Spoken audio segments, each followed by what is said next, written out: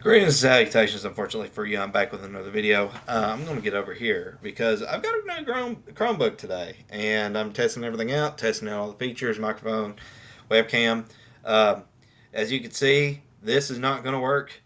This, I can't get it out. But anyways, so going to be talking about a video or talking about a topic today. That is this is based off of a post I saw on the um, Dungeons and Dragons for Christians Facebook group, and it was a post that was kind of a non sequitur because I was with this author up until the end when it took a left turn that I didn't like. Start off with like you can have fun with a party that has duplicate classes, and I agree with that. Um, in fact, like I've had sessions where everybody played a dwarf fighter, and they were clearing goblins out of mine. It was like one session, but everybody had fun with it. So hey, there you go. So like I agree, like it's a subjective thing what fun is, but you can still have fun with multiple party classes. That's a given. But and I understand too, and this is where it kind of goes off into an unrelated subject. It talked about combat, but it was not really talking about combat. It was more like just a matter of fact statement that didn't feel like was backed up.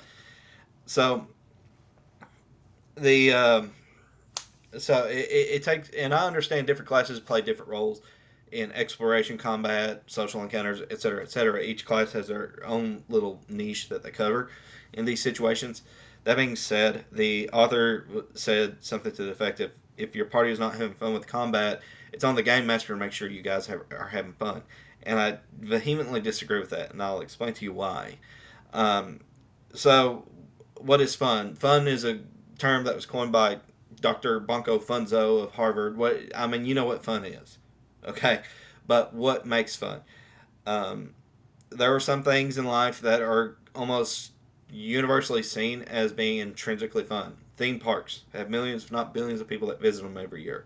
I love theme parks. I love roller coasters. Some people really hate roller coasters. I get that. Uh,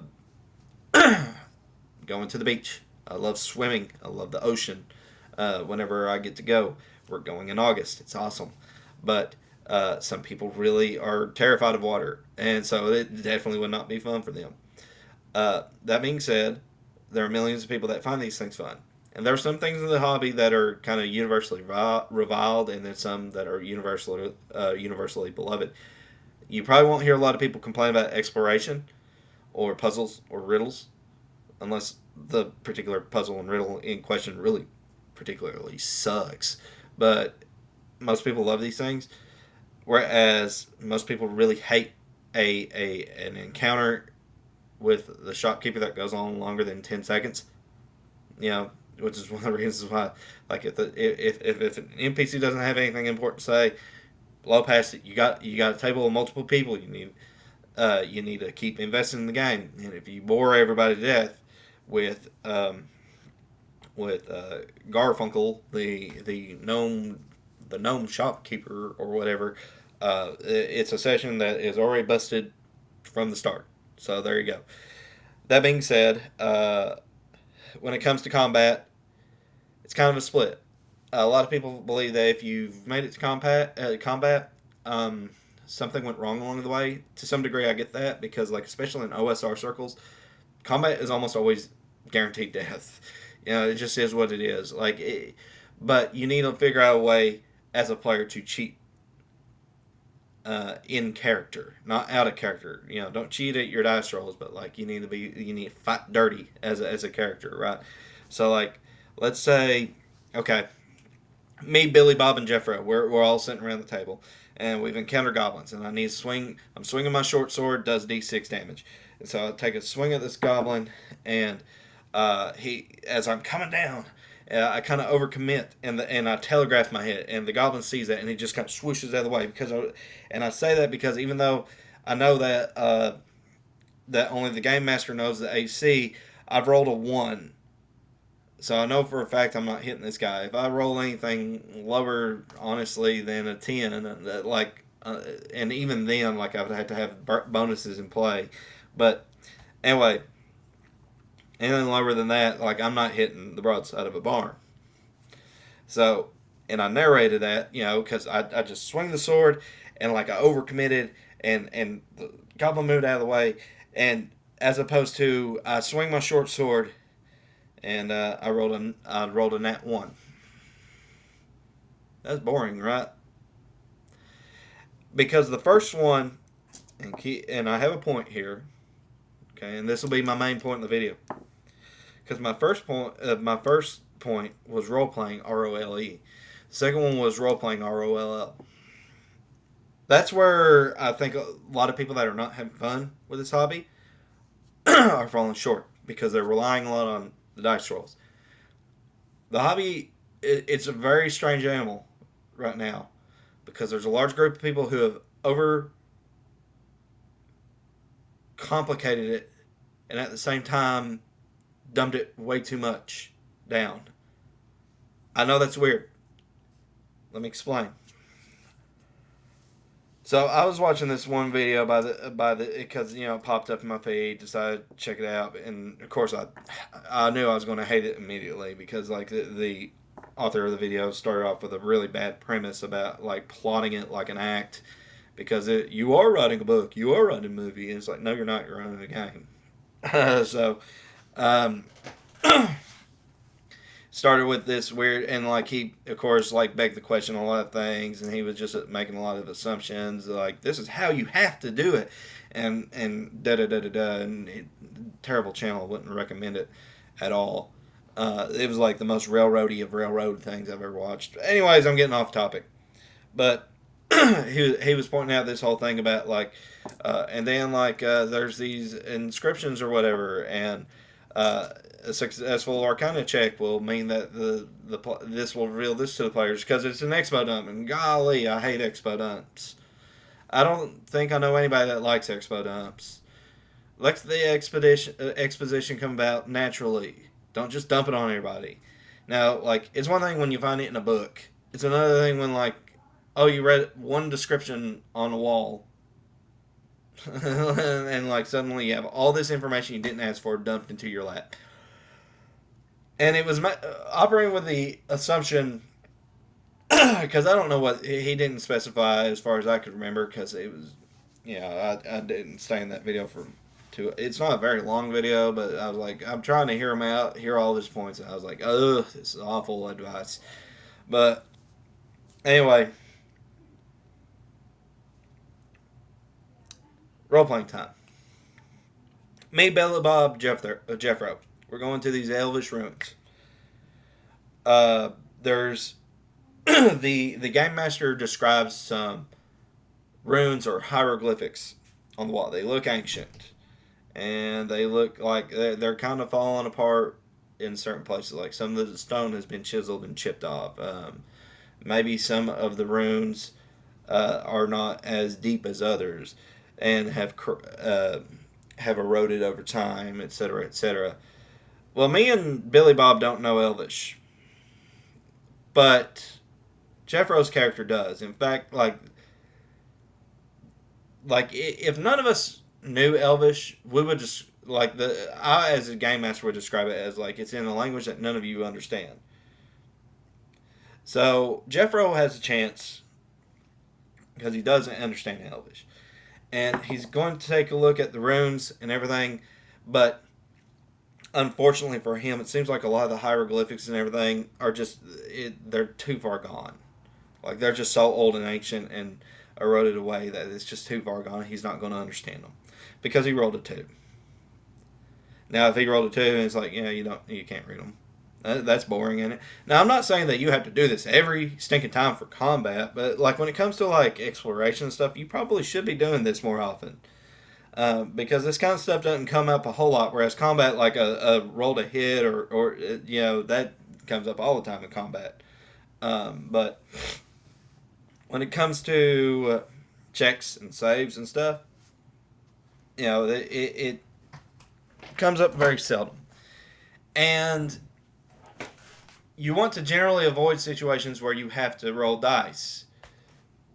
And I'll get to that here in a minute.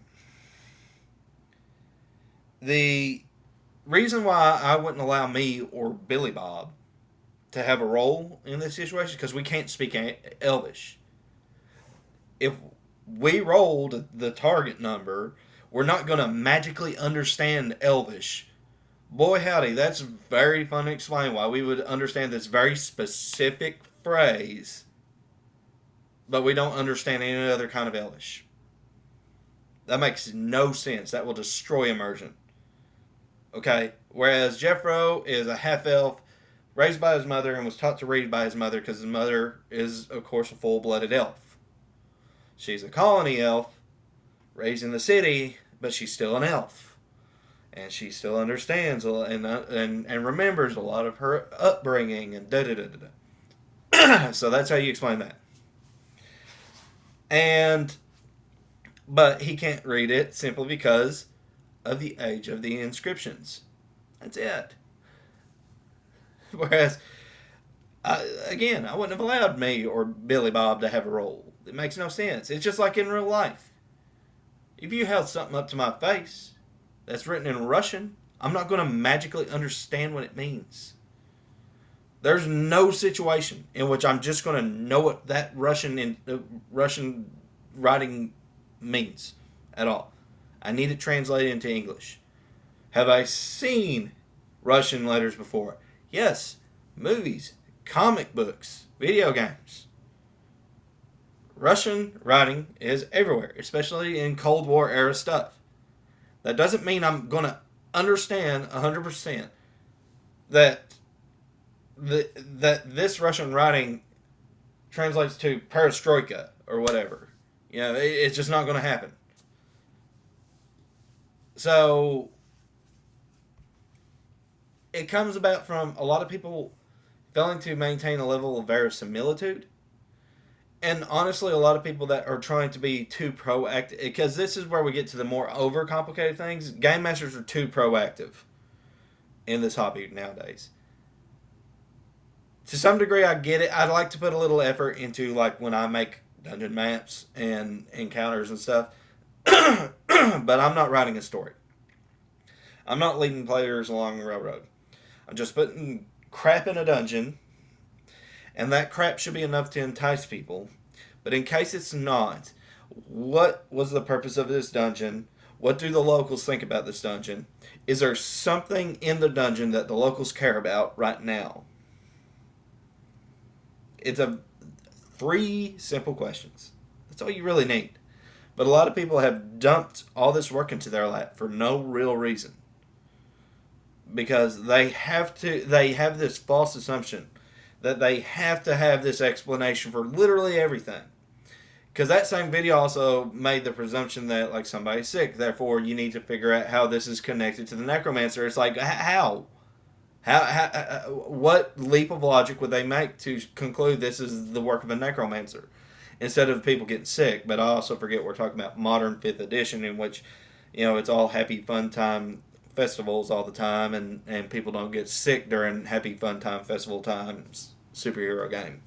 This is not Dungeons and Dragons. I don't know how else to describe it. That's not Dungeons and Dragons at all. But there's a severe lack of Dungeons and or Dragons in this Dungeons and Dragons game. But anyway, you are responsible for your own fun. It's as simple as that. Instead of now, I'm not saying that there are not sessions or games, because look, I've run some stinkers myself. I've had some nights where I walked away and been like, man, that I really sucked tonight. And I've had some nights where, like, if I was a player, I was like, man, that really sucked. But, you know, I tried to make the best of what I had with the situation in both cases. That being said, you're responsible. I'm not. If you're sitting at the table and you notice everybody else is having fun, but you're not, you should probably be looking more towards yourself rather than everybody else, because there's a common denominator that you're not a part of, and it's because you're not investing yourself enough to have fun. Sometimes it is an incompatibility thing. I'm not saying that never happens, but I am saying that a lot of people are not having fun because they're not investing in themselves, because they've gotten away from the fact that this is a role playing game. You are not supposed to be playing yourself. You're supposed to be playing a character who is not you. Now, they might have some of your traits. You are not actually that character in real life. But for the moment, for the next few hours, we are playing a game where we are pretending to be people we are not. We need to actually kind of get into character a little bit and pretend that we are these people that do not actually exist. And then when we're done, go on. Because here's how I have fun with my combat encounters, right? Here's how I have fun, and this is a lot of people would think, oh no, that doesn't sound fun to me. Well, you're the problem. But I like monster tactics. Monsters should fight intelligently. My goblins are literally Viet Cong. They will hide in every tree, bush, and shrub and set traps, and they'll put punji sticks down in them, and like covered in feces or poison or whatever, and they're going to hope somebody steps through that leaf litter and then crashes down onto that, and they are maimed or killed. That's just what they do. That's how goblins should fight. That's just, they are tiny, they are scrawny, they are smaller than men. They can be easily taken over in a fair one-on-one fight. In fact, if you have 5 goblins, one of them goes down, the other 4 should be running away to fight another day. They should not be fighting to the death. They should be out of there. Unless there's a fanatical reason for why they would keep going on. Like for the glory of a deity they worship or something. But and that's where we have reaction rolls and stuff like that, but that's neither here nor there. You need to intelligently play these things. So, that's where I have my fun at. And this was because that same YouTuber also brought about how he basically puts all this stuff up, especially a big bad evil guy, for the chance for every party member to have their class features really shine in the encounter and then move on, and then that's when the actual session will end or the actual fight will end. And I think that's lame. I think I don't have fun with that kind of stuff. If you want me to describe my most unfun experience, it was with this one group. It was a totally different group, but it was another 5e group that I was playing with. And the game master basically, I knew that my wizard, because I almost always play with wizards. I love wizards. But my wizard's lightning bolt should not have done any damage to this creature. And I knew that, but it was the most powerful spell I had. And my character knows nothing about this monster. First time encountering it. So he has no clue that that lightning will not affect this thing. I think it was a flesh golem, I think. Anyway. And the game master's like, oh yeah, well, I wanted everybody to have their chance. I'm like, no, I shouldn't have had that. You know what I mean? That was totally unfun. That was cheating me out of an experience. That was cheating my character out of a learning experience. And so I walked away. That was the turning point in which I decided I was going to be a game master. And I was like, I've never said this about anybody. But it was one of those things where I was like, I'm going to be a better game master than that. Because that was lame. That was cheap. That's like cheap applause. That's like going to that's like going to a comedy club and the dude does nothing but tell poop jokes all day. It's cheap laughter. You know, there's nothing smart about it. Nothing to be learned from it. You know, toilet humor. I'm not saying toilet humor ain't funny. I do enjoy I'm not too good for an occasional fart joke. I'm not going to lie to you. That being said, when you're telling poop jokes to everybody, not everybody's going to find that enjoyable. And I don't enjoy being cheated, or for my character to be cheated of a learning experience. So, at the end of the day, you are responsible for your own fun. Not the game master, not your other players, you. Like I said, You could be sitting in on a stinker of a group. That does happen. That said, if everybody else is having fun and you are not, you're probably not being invested enough. And this is a fixable problem. You just need to get more into it. It really is a fixable problem. It's not a hopeless situation. But I've rambled on for 20 minutes. You've listened to me just ramble on and on and on and on and on. So, as always, guys, take care. God bless. I'll see you on the other side. Thanks for listening.